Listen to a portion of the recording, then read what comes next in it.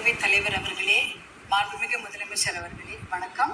மாண்புமிகு எதிர்கட்சி தலைவர் அவர்களுக்கும், மாண்புமிகு அமைச்சர் பெருமக்களுக்கும், மாண்புமிகு கட்சி தலைவர் அவர்களுக்கும் மாண்புமிகு உறுப்பினர் அவர்களுக்கும் வணக்கத்தை தெரிவித்துக் கொள்கின்றேன். காவிரி நீர் நம்முடைய தமிழ்நாட்டின் உயிர் நாடி. 38 மாவட்டங்களில் 28 மாவட்டங்கள் காவிரியை நம்பிதான் இருக்கின்றன. 8 கோடி மக்களில் 5.5 கோடி மக்கள் காவிரி நீரை நம்பிதான் இருக்கின்றார்கள். காவிரி நீர் பார்த்தீங்கன்னா குடகு மலை, அதாவது கூர்குல கர்நாடகாவில் ஆரம்பித்து மேற்கு தொடர்ச்சி மலை வழியாக தர்மபுரி மாவட்டத்தில் தான் தமிழ்நாடுக்கு முதல்ல வருகிறது. தர்மபுரி மாவட்டம் விலிகுண்டுல தான் அது உள்ள தமிழ்நாட்டுக்குள்ளே நுழைகின்றது. கிட்டத்தட்ட 800 கிலோமீட்டர் அது டிராவல் பண்றாங்க. அந்த காவிரி நதி நீர் பார்த்தீங்கன்னா 800 கிலோமீட்டர் கர்நாடகாவிலிருந்து தமிழ்நாட்டுக்குள்ள டிராவல் பண்றாங்க. அந்த காவிரி நீர் வந்து விலிகுண்டுல இருந்து ஒகேனக்கல் வருது. அதுக்கப்புறம் மேட்டூர் அணையை நிரப்பிட்டு பவானி, ஈரோடு, திருச்சி போன்ற இடங்கள்லாம் வந்துட்டு கடைசியாக பூம்புகார்ல கடல்ல கலக்கிறது. இதுதான் அந்த காவிரி நீருடைய டிராவல் மேப். இதுல பாத்தீங்கன்னா 320 கிலோமீட்டர் மட்டும்தான் கர்நாடகாவில காவிரி பாய்கிறது. பார்டர், அதாவது அந்த பார்டர்ல வந்து 60 கிலோமீட்டரும் தமிழ்நாட்டுக்குள்ள 420 கிலோமீட்டர் காவிரி நதி நீர் ஓடுகிறது. அப்படி என்றால் நமக்கு தான் அதிகமான உரிமை. 420 கிலோமீட்டர் தமிழ்நாட்டுல ஓடுது. நம்மளுடைய மாநில எல்லையில 60 கிலோமீட்டர் ஓடுகிறது.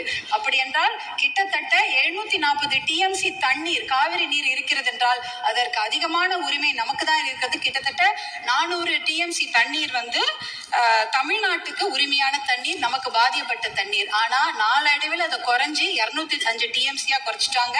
192 டிஎம்சி அதை குறைச்சிட்டு இன்றைக்கு 177 டிஎம்சி தண்ணீர் தான் தமிழ்நாட்டுக்கு என்ஷூர் பண்ணியிருக்கிறாங்க. அதாவது அந்த காவிரி நடுவர் மன்ற தீர்ப்புல பாத்தீங்கன்னா Karnataka has to ensure to give Tamil Nadu 177.25 TMC தண்ணீர்னு அங்க வாக்கியங்கள் வருது.